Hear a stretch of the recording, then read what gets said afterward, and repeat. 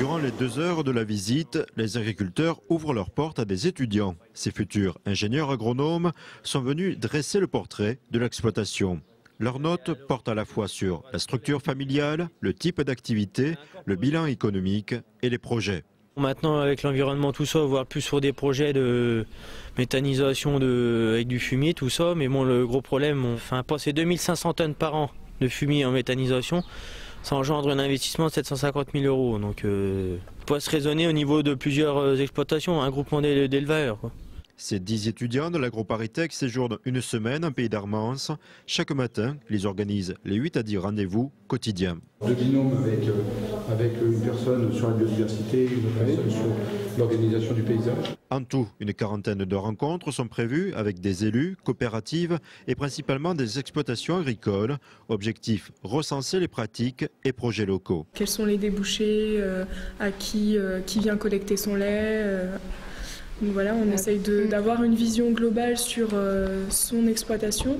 Il ne s'agit pas de lui dire vous feriez mieux de faire cela. Ou... De toute façon, on n'est pas placé, on n'est pas apte à le faire. Donc, voilà.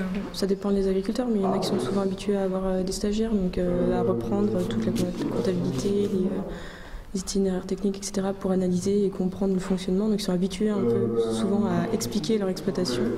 À l'issue de ces rencontres, les étudiants vont synthétiser leurs résultats. Ils auront ensuite 1 mois pour proposer des projets de développement économique. Leur analyse peut également déboucher sur des propositions pour réduire l'impact sur l'environnement.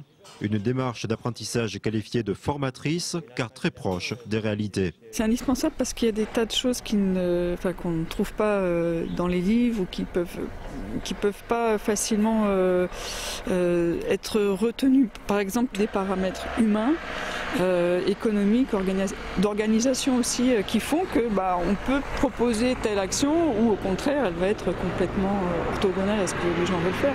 Il y a des évolutions actuellement assez fortes au niveau soit réglementaire, soit de la PAC. Il y a aussi le Grenelle de l'environnement.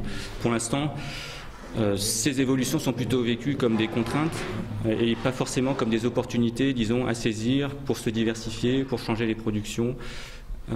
Donc c'est dans ce domaine en fait que les étudiants pourraient proposer des choses. Le résultat de cette enquête et les propositions de solutions innovantes seront restituées le 31 mars au profit des agriculteurs et acteurs locaux du Pays d'Armance.